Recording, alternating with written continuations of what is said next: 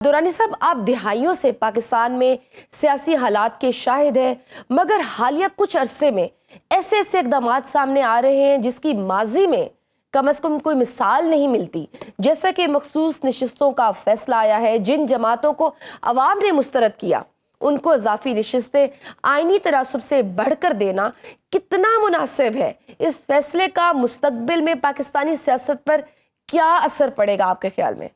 بسم اللہ الرحمن الرحیم۔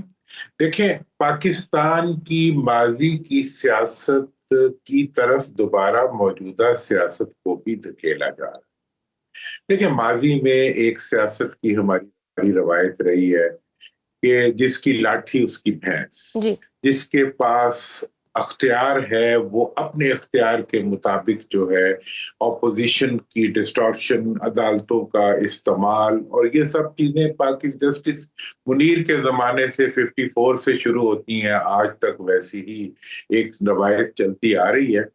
اور کہا یہ جاتا ہے کہ جمہوریت کے ذریعے مزید جمہوریت آتی ہے، اور اس مزید جمہوریت کا نتیجہ ہم نے کچھ عرصے میں دیکھا کہ پاکستان کے اندر عوام میں ایک بیداری پیدا ہوئی اور عوام نے حکومتی دباؤ کے باوجود اپنی رائے کو اپنا حق سمجھتے ہوئے استعمال کرنا شروع کیا۔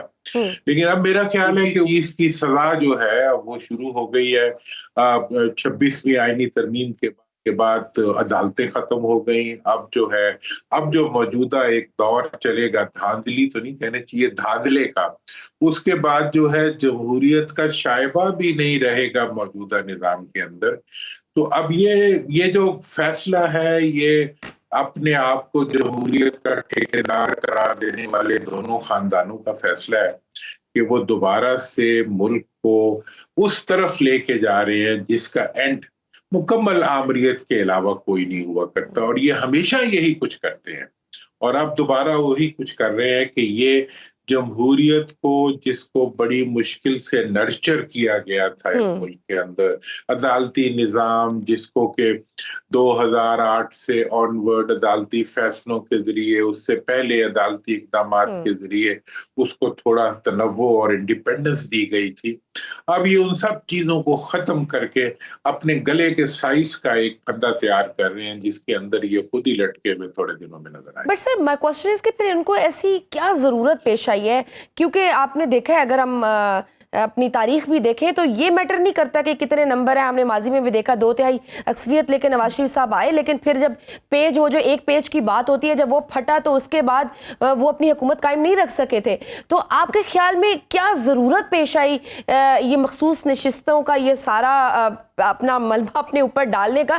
کیونکہ جو چیز امپورٹنٹ ہے وہ تو ایک پیج ہے اور وہ بڑا مضبوط ہے فی الحال۔ تو دیکھیں، بات یہ ہے کہ 76 سال سے یہ جو ہمارے سیاستدان ہیں اور ہمارے جو یہ مطلب ادارے ہیں، یا ہمارے جو جوڈیشری ہے اور ہمارے جو دیگر ادارے ہیں، بیوروکریسی ہے، انہوں نے مل کے ہمیشہ ایک ہی اہتمام کیا ہے کہ عوام کہیں طاقتور نہ ہو جائے، اور عوام کی کمزوری کو انہوں نے اپنا مطمع نظر ٹھہرایا تاکہ ان کی الیکٹیبلٹی انٹیکٹ رہ سکے، تاکہ ان کا اختیار جو ہے وہ قائم رہ سکے۔ اب یہ ہے کہ اب دوبارہ جب انہیں یہ پتا چلا کہ سوشل میڈیا اور دیگر مینز، ٹیکنالوجیکل ڈیولپمنٹ کے مینز جو ہیں، ان کی وجہ سے عوام لبریٹ ہو رہے ہیں، at the same time judiciary بھی کسی حد تک اپنے آپ کو اسرٹ کر رہی تھی، تو انہوں نے پھر تمام وہ تو پھر آ گئی نا 26ویں آئینی ترمیم، جوڈیشری بھی کنٹرول، آئینی ترمیم، اور اس میں دیکھیں کون لوگ استعمال ہوئے ہیں، وہی لوگ جو جمہوریت کے ٹھیکیدار اور علم بردار بنے پھرتے ہیں۔ سر، مخصوص نشستوں کے فیصلے کے بعد اب ایوان میں تو حکمران اتحاد کی 2 تہائی اکثریت مکمل ہو چکی ہے، جہاں اب وہ سیاہ اور سفید کے مالک ہیں۔ وہیں ایسی بازگشت بھی سنائی دیتی ہے کہ حکومت پارلیمانی مدت بڑھانے پر غور کر رہی ہے۔ آپ سمجھتے ہیں کہ یہ ممکن ہے، اور ماضی میں یہ اقدام کسی نے کرنے کی کبھی کوشش کی؟ دیکھیں، ماضی میں کیوں نہیں کی؟ جب 97 کے اندر 2/3 سے زیادہ اکثریت آ گئی تھی حکومت کی، تو حکومت جو بل لا رہی تھی وہ یہ تھا کہ جی وزیر اعظم کو امیر المومنین ڈکلیئر کر دیا جاؤ، اور امیر المومنین کا جو بنیادی اس میں ضرورت تھی وہ یہ تھی کہ وہ جب چاہیں، جس وقت چاہیں، کانسٹیٹیوشن کو امینڈ کر سکیں۔ یہ تو مطلب یہ کوئی यकीन रखने वाले खानदान नहीं है, जिन्होंने अपनी पार्टियों के अंदर आमरीत बनाई हुई है, जिन्होंने हर कदम के ऊपर अवाम को डिफाई और डिनाई किया हुआ है, वो कैसे जमहूरियत के लिए हो सकते हैं? अभी भी वो सब कुछ वही करेंगे, और उन्हें ताउन भी, जाहिरी तौर पे वो ताउन भी ले लेते हैं, और उस ताउन के नतीजे में वो अवाम को दबा भी लेते हैं। पुलिस भी उनकी है, अख्तियार भी उनका है, अब तो अदालत भी उनकी है। अब तो वो ये समझते हैं कि सुंजिया उजन गलियां दे विच मिर्जा यार फिरे, तो अब मिर्जा यार जो है थोड़े दिन फिरेगा, उसके बाद फिर मिर्जा यार का भी बड़ा मिर्जा आ जाएगा, तो फिर कुछ होगा। तो नहीं साहब, मौलाना फजल रहमान के किरदार और सियासी कदकाठ को भी माइनस नहीं किया जा सकता। खैबर पख्तूनख्वा में अब उनकी जमात के वज़ीर आला को लाए जाने का भी इंदिया दिया जा रहा है, और अली अमीन गंडापुर के खिलाफ अदम एतमाद की बात हो रही है। आप केपी के हालात को अच्छी तरह समझते हैं, वहाँ गंडापुर मुखालिफ कितने ग्रुप सरगर्म हैं जो गंडापुर के खिलाफ जाएंगे आपके ख्याल में?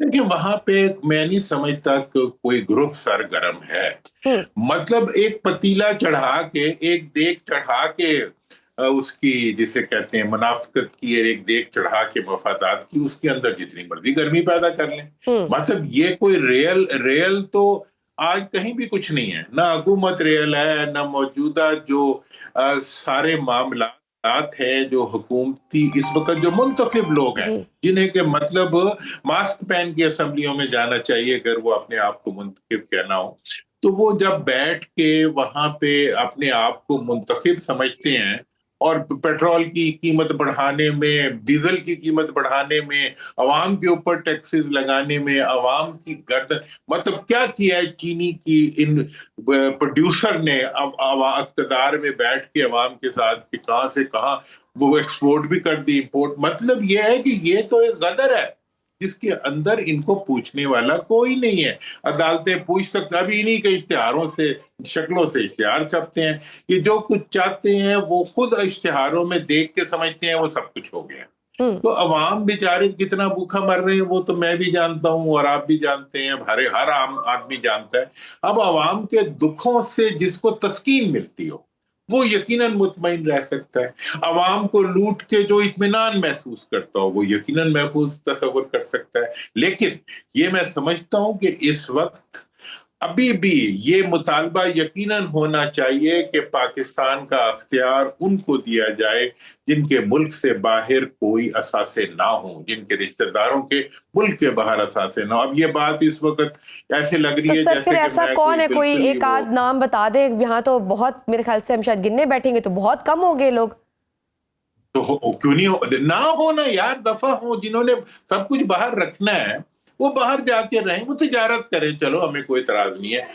अब खबर आपकी दस्तरस में, हर वक्त बर वक्त। अभी सुनो न्यूज के YouTube चैनल को सब्सक्राइब कीजिए, बेल आइकॉन पर क्लिक कीजिए और बाखबर रहिए मुल्की और बैनुल अक़वामी हालात से यकीन के साथ।